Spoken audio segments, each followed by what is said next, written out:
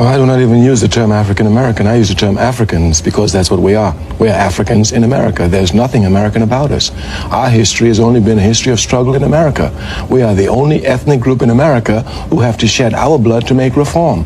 To get the vote, we must shed our blood. To get our children to school, we must shed our blood. To get on the bus and sit where we want, we must shed our blood. To even get in a filthy 5 and 10 cent store, we must shed our blood. So I don't see how we could be American. We're Africans in America struggling against American capitalism. And only until it's destroyed will we enjoy the rights that everyone else is speaking of. Welcome to Truth Africa series, unapologetic and truthful. I am your host, Yemi Melikaya. Some black people in America do not want to be called black American, or African American. They just want to be called American, and here is why. A lot of Africans coming for me with their nationality, with their flags in their bio, getting mad at me because I want to be called an American. Black American over African American, because I'm not African. I don't know nothing about African culture, and I'm from the South. We do mac and cheese, chicken, and crab boils. Okay, I don't see them. Do they do crab boils in Africa? No. That just because they have crab boils in some parts in Africa does not mean that it's not a Southern American dish. Do we hyphenate African with any of you guys' nationality? Can I go to Jamaica and see you guys calling yourself African Jamaicans? For a long time, we have been aiding in our own genocide, okay, by calling everybody black. Everybody's not black. Everybody's not one of us. And I get black as a race, but at some point, we need to make a distinction. What's the issue with black Americans having their own culture? We have our own culture here in America. We're different from the rest of you and the rest of the world. Can I go to Africa or Jamaica and claim to be Jamaican? No, I cannot. But any person that looks like me can come to America and claim to be one of us and take our accolades and accomplishments away just because they look like us. Like, take the president, take Obama and Kamala, for example. Kamala is of Indian and Jamaican descent, but she's called the first African-American vice president. Yeah, right. She has no black American lineage in this country, and neither does Barack Obama. Y'all low-key still buying into, like, slavery and stuff by not calling yourself an American. Okay, you're not an African American. Like, we've been here, at this point, we've been here for like hundreds and hundreds of years. What is African? I don't know nothing about Africa. I can't name not one African dish. I don't know none of those languages they speak down there in Africa.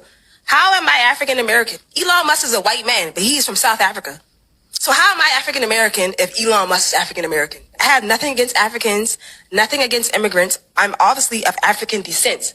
But the point is the classification they give us in America as African Americans when we've never been to Africa.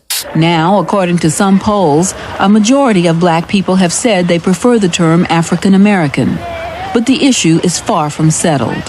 I prefer to be called African American because African American reflects the true nature of my cultural heritage. And I think it's better for you to be called black. What's wrong with that? It's different black. There's black Africans. There's black West Indians, you know. Black is beautiful. That's what I have to say. I'm an American, whether I'm a black American or what, don't make any difference. I'm just an American. You had the caucus in the election, they kept calling him Greek American, so being that every black person over here has African heritage, you know, it should be called African American. Editorials in both black and white publications generally supported the call to use African American. The New York Times called it healthy archaeology, arguing that blacks may now feel comfortable enough in their standing as citizens to adopt the family surname American, and their first name, African, conveys a pride in cultural heritage that all Americans cherish. Said the Chicago Defender, as the world continues to shrink, Americans who speak to their Africanness with the African American title will likely find the cultural, education, and economic relationship with others much smoother. Opinion also varied among the guests we interviewed in our special Black History Month series. I always thought that Afro-American or African American was the appropriate designation. And there is some beneficial effects in acknowledging the reality, the African heritage and the American presence. But that's not the critical issue. The critical issue is gaining power. I believe that it is important for us as a people to think that we are connected to the world. Because the African diaspora was for real. We were sent to different parts of the world. Well, naturally, it's our heritage. But all of us here are really educated and exposed to American life. So is that we really are, we have to dig back for this ancestry. I mean, I'm not an African. It's a very complicated question. So rather than argue over it, let's not give up black, let's not give up Africa. So in all the work that I do, the essays I write, I use both interchangeably. For more on the story, we turn now to 4 other people with different views. Kwame Toure is an organizer with the All African People's Revolutionary Party, a group attempting to politically unite African people living in 113 countries all over the world. It was his call for black power in 1966, when he was known as Stokely Carmichael, that catapulted the term black into popular usage. Leon Winter is a copy editor for the Wall Street Journal, and last week wrote an article that appeared on the journal's op-ed page called "This African American Still Feels Black." J. Bruce Llewellyn is a businessman who owns the 8th largest Coca-Cola bottling company in the country. He also owns television station WKBW, an ABC affiliate in Buffalo. Ramona Edlin is president of the National Urban Coalition. She proposed the name change at the Chicago meeting of black leaders last December. And to you, Ms. Edlin, the current initiative is largely your brainchild. Why is it important to use that term and not black? Charlene, we have an opportunity to renew values such as mastery and learning, the importance of the family, unity, which is of the utmost importance right now, at a time when our children couldn't be in more distress and turmoil, when we face a new century, and it's up to us to be sure that the problem of the 21st century is not also the problem of the color line, as Du Bois prophesied in 1903 this century would be. But how does how does African American affect all of that? Well, we see, going back to African cultural ties to the land base that is our mother as crucial in this process.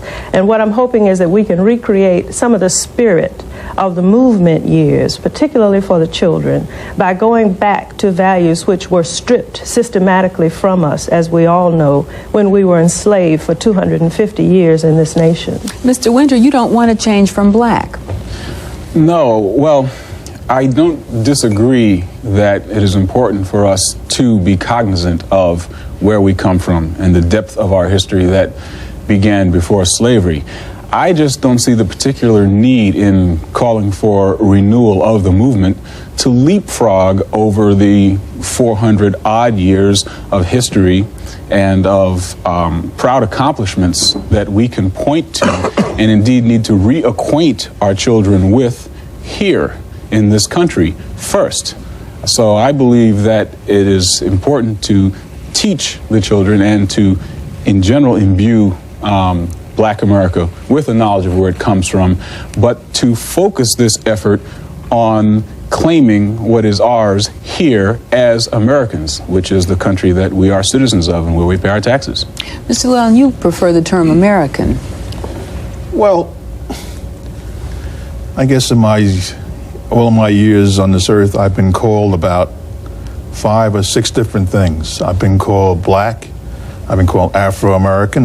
Now we're talking about African-American. I've been called Negro. I've been called colored.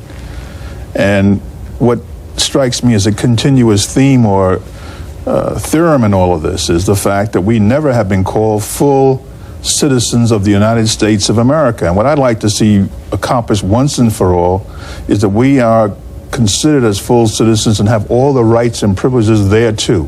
All I see is that people in Russia, people in Poland, people in Nicaragua are all packing their bags and heading for the United States of America, feeling it's some kind of panacea or a great place to be, and there must be something here that brings all these people.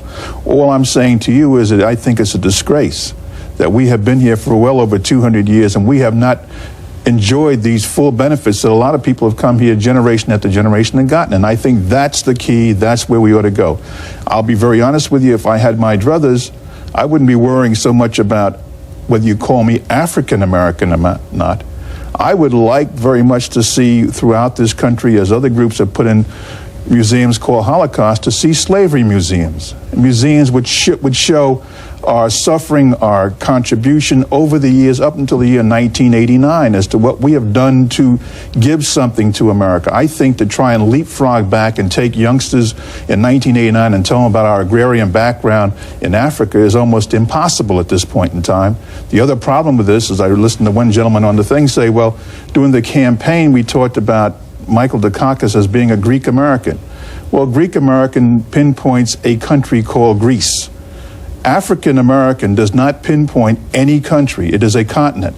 And therefore, either you're going to play a game called European American or African American, or otherwise, again, we still haven't been able to refine ourselves down to where we come from, whether we come from Nigeria or Kenya. All right. Well, let me just go to Mr. Toure here. In the 1960s, as I said before, you were one of the ardent proponents of using the term black. How do you feel now about abandoning it in favor of African American? Well, I do not even use the term African American. I use the term Africans because that's what we are. We're Africans in America. There's nothing American about us. Our history has only been a history of struggle in America. We are the only ethnic group in America who have to shed our blood to make reform. To get the vote, we must shed our blood. To get our children to school, we must shed our blood. To get on a bus and sit where we want, we must shed our blood. To even get in a filthy 5 and 10 cent store, we must shed our blood. So I don't see how we could be American. We're Africans in America struggling against American capitalism. And only until it's destroyed will we enjoy the rights that everyone else is speaking of. Well, how do you respond to that, Mr. Llewellyn? Well, what he's trying to do is to change the name of the game or change the rules. And I haven't got time to change the rules. I've got to look at what is. I guess I'm more practical about this. Maybe the ideal panacea is to change the rules and make it all a kind of a equal socialistic state. But in the meantime, let's talk about what is. This is a capitalistic society. We are here. We are paying our taxes. We are doing work each and every day. And I think we have the right to participate. We have sent people to war since the revolutionary times and spilled our blood for America, from Crispus Attucks and the Revolutionary War all the way down through this Vietnam. So therefore, I want to get what you can construe as my piece of the action like everybody else has gotten. And it really annoys me to see people who haven't made this kind of contribution over the years come here and feel that they can claim it and get it. And we have done that. You have a response, sir? Of course. In the first place, just because we're in just because we're in the capitalist system doesn't mean we must love it. We were made slaves.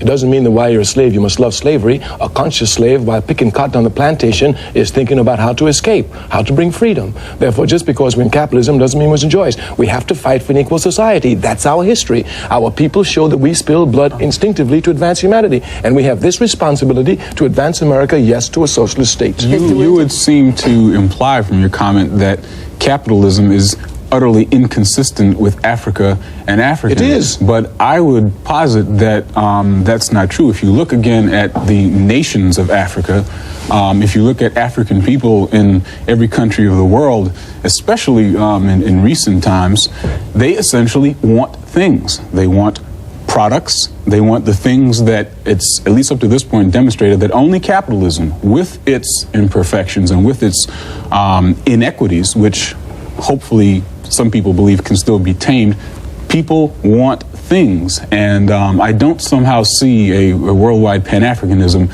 as also spelling the death knell for capitalism at the same time. It seems inconsistent. There are too many people who want cars in Lagos, Nigeria, last time I checked. The traffic jams are horrendous. I don't think we can solve that one right now, but let me just go back to Ramona Edelin, because both Mr. Winter and Mr. Llewellyn talked about how they don't think it's possible to leapfrog over a lot of history and go back. It's impossible to go back to the agrarian life, that you can't even pinpoint a place in Africa where black people come from, if I'm paraphrasing your comments correctly. How do you respond to that? Well, first of all, our culture and heritage in Africa entail far more than agrarian economies.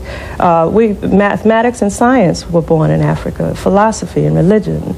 And as well as that, we've been accomplished musicians and dancers for centuries. There's so much in our cultural heritage that we need to recoup right now, particularly for the children. And it is possible to leapfrog, as they put it. As a matter of fact, it's not only possible, it's necessary. Because if you begin with slavery, then you will still have children looking in your eyes as they do in mine, in our cities and in the streets. To truly understand African American identity, we must first recognize the profound impact of history. Descendants of enslaved Africans brought to America centuries ago, African Americans have navigated a complex journey filled with resilience, creativity, and struggle. From the horrors of the transatlantic slave trade to the civil rights movement, African Americans have played pivotal roles in shaping the social, cultural, and political landscape of the United States. But African American identity is not solely defined by adversity. It is a vibrant mosaic woven from diverse threads of culture, language, cuisine, music, and art. Think about the influence of jazz, blues, and hip-hop on global music. Consider the contribution of African American authors, artists, scientists, and activists who have enriched humanity's collective tapestry. However, it is essential to recognize that African American identity is not monolithic. It encompasses a spectrum of experiences, perspectives, and backgrounds.